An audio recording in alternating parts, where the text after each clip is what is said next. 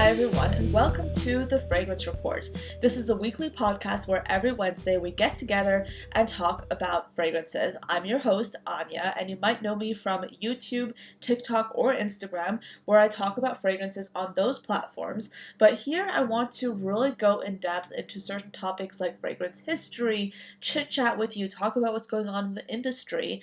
And if you did miss last week's episode, we had a Q&A session where a lot of you guys asked me some questions and I answered them, so be sure to check that out if you haven't already.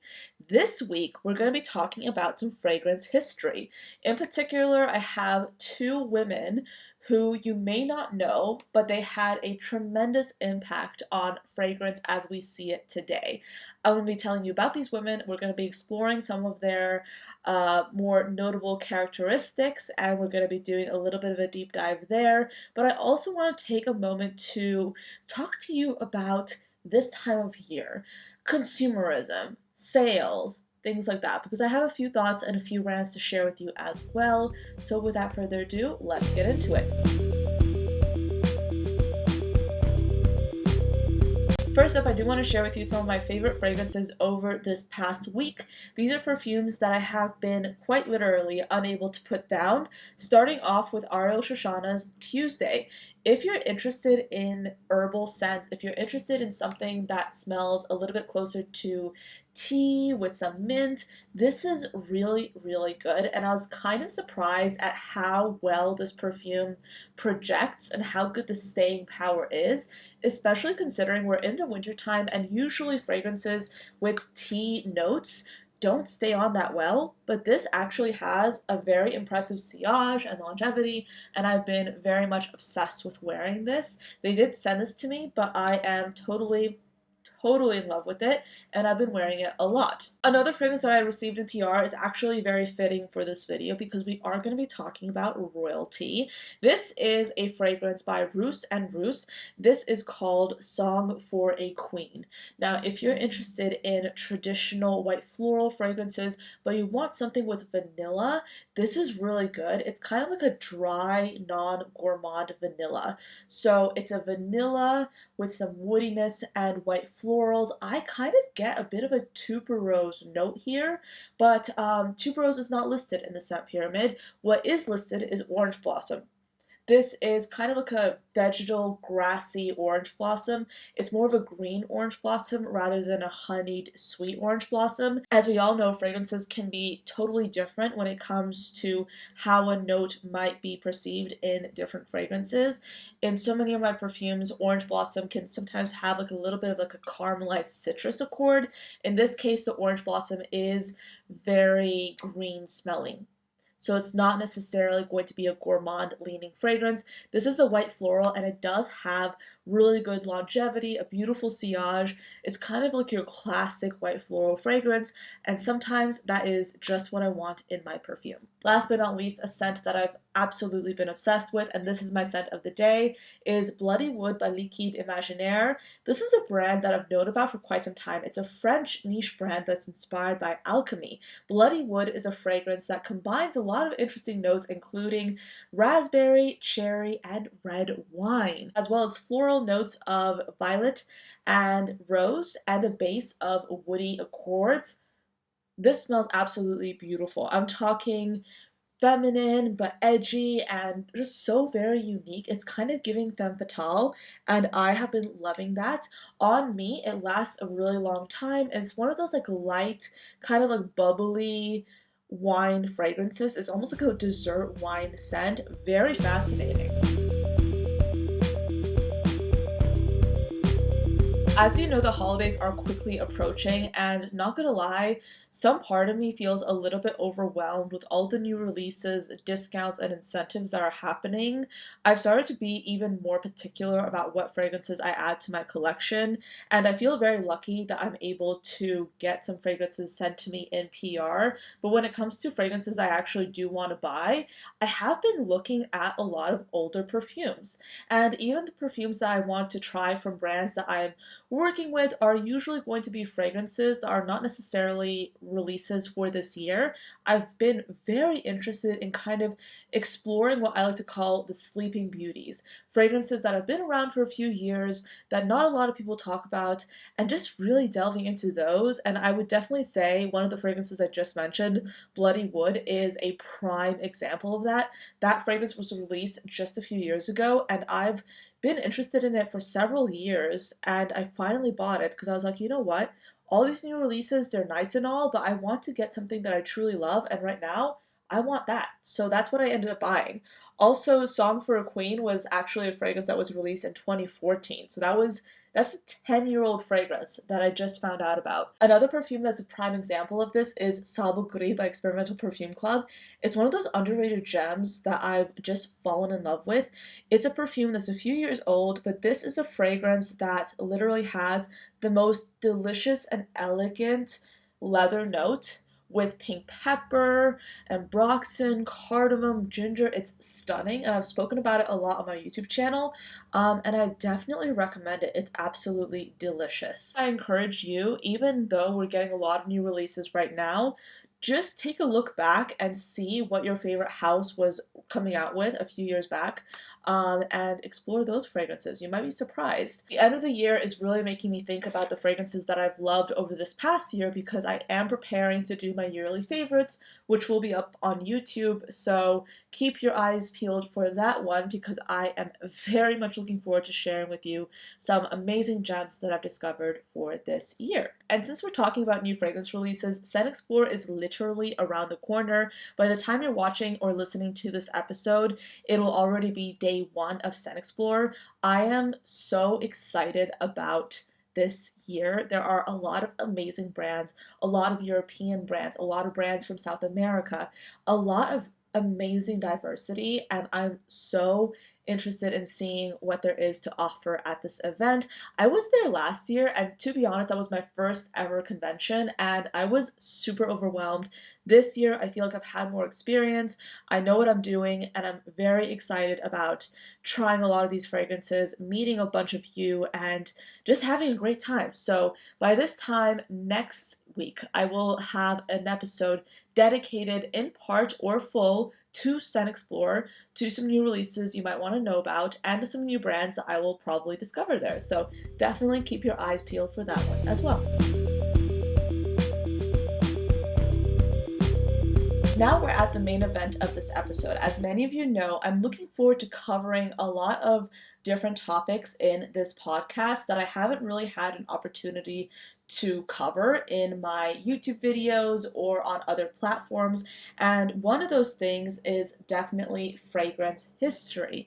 In this episode, to kick off this topic, I want to talk to you about two remarkable women who lived centuries apart from each other, but both had a profound impact on not only their surroundings, but also fragrance in general and how we perceive fragrance today. And those two women are Catherine de Medici and Madame de Pompadour of France. Both of these women lived at the heart of political intrigue. They wielded influence over some of Europe's most powerful courts, and they definitely helped shape the cultural significance of perfume.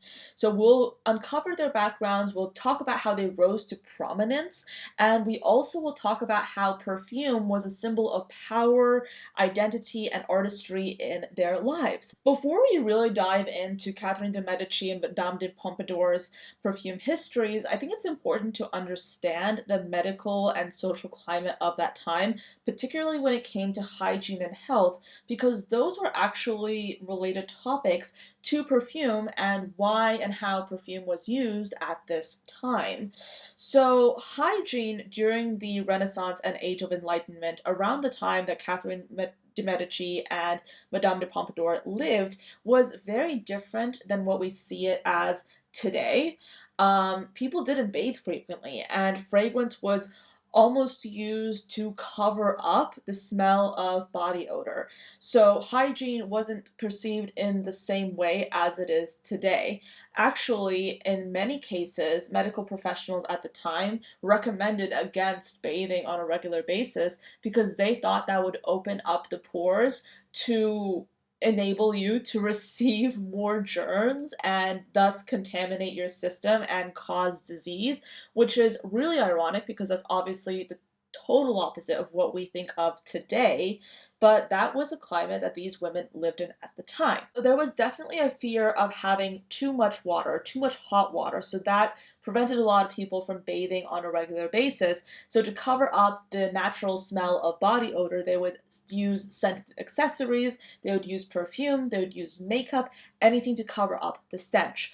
Another thing to really take note of is both of these women lived at a time where the world around them was very much male dominated. Catherine de Medici, as you will find out, was married to France's most powerful ruler, the king, and Madame de Pompadour was actually the mistress to Louis XV. So what's really interesting when you draw the parallels between these two women is both of them lived at a time where women did not have a lot of power. So really, they had to grab onto this power and hold on to it in a way that was very unique and very subversive. So I find that part really fascinating as well. So our journey begins with Catherine de Medici, and she had a very prominent role in the politics of her time.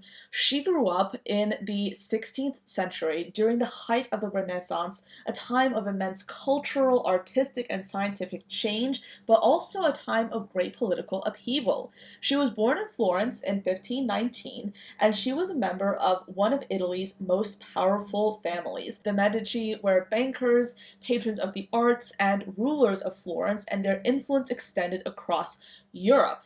Now, unfortunately, Catherine's childhood was marked by great tragedy. She was orphaned at a young age, and she was raised in convents where she received an exceptional education for women of her time. She studied literature, the arts, and notably alchemy, a field that included the creation of perfumes. In 1533, at the age of 14, Catherine's life was changed dramatically when she was married off to Henry II of France. This marriage was a marriage of political strategy. Such a thing was common at the time. Wealthy families often did not have love matches. They just married because they wanted to make allies and they wanted to make political connections. So this was not uncommon at the time because these were two really powerful dynasties that wanted to come together and cement their political power. Catherine arrived in France with a dowry rich in art, books, and most significantly for our story, her personal perfumer, René le Florentin. Now, to understand Catherine's relationship with fragrance, we must take a closer look at the man who would influence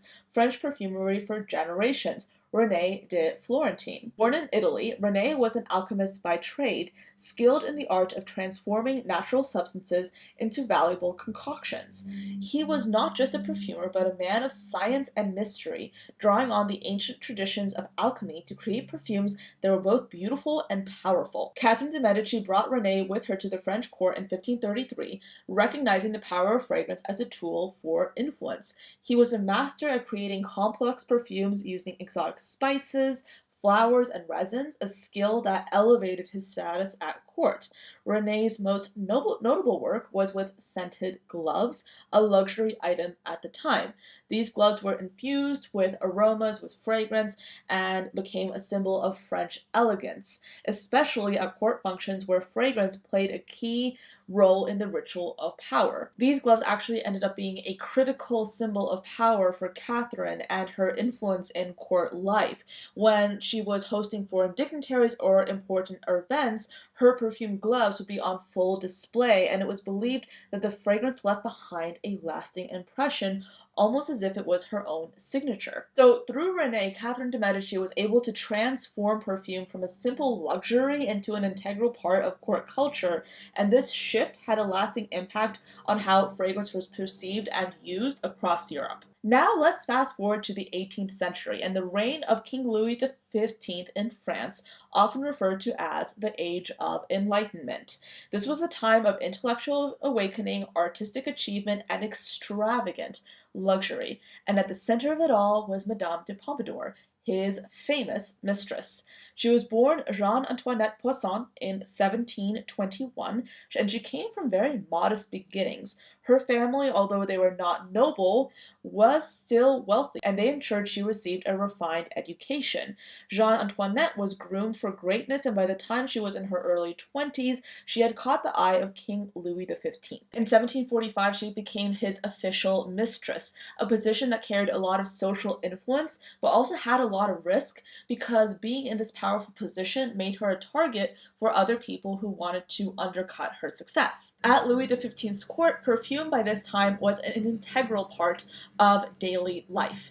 As mentioned before, hygiene was very lacking. In fact, Versailles was built with not enough bathrooms for everyone who lived there. So as you can imagine, people relieved themselves in varying ways, and the stench was said to be unbearable. To combat this, rooms were scented with scented sachets, with flowers, and people did use fragrance to help mask this intense odor. Madame de Pompadour embraced this culture of scent wholeheartedly. She worked with perfumers to create custom blends inspired by her preferences. She liked a lot of floral scents, rose, and jasmine. Madame de Pompadour also had a significant impact on the arts, and particularly Grasse and its role in perfumery as a whole. At this time, Grasse, a small southern town in France, was gaining a lot of notoriety for being a place where you could produce a lot of high quality scented products. The climate was ideal for growing flowers like jasmine and rose,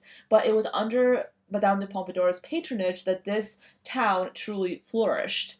She encouraged the development of this technique called enfleurage, and this is a process that allowed perfumers to extract floral oils from flowers without damaging the fragrance. And she also helped establish Grasse as the epicenter of French perfumery, a title it still holds today. Her endorsement of Grasse perfumers elevated their status and ensured that French fragrance would dominate the global market for centuries to come. Madame de Pompadour was also known for championing fragrance bottles. Her love of art and beauty extended to the presentation of her perfumes. She commissioned ornate bottles made of crystal, porcelain, and enamel, featuring her favorite pastel colors, and she really solidified perfume as a luxury for people to aspire to. These women's influence is still felt today, and I find it really fascinating because Catherine de Medici brought perfumery over to France in a very prominent way, and then Madame de Pompadour expanded that notoriety by championing Grasse and the perfumers within it. I, of course, find that very fascinating. Let me know what you think about these two women, and let me know what other historical topics you want to see related to perfumery in the comments of this podcast as well. But with that being said, thank you for listening to this podcast episode, and I will see you again next week. This episode's music was brought to you by Kevin McLeod over at Incompetech. This is Beauty Flow by Kevin McLeod at Incompetech.com and is licensed under Creative Commons by Attribution 4.0 license.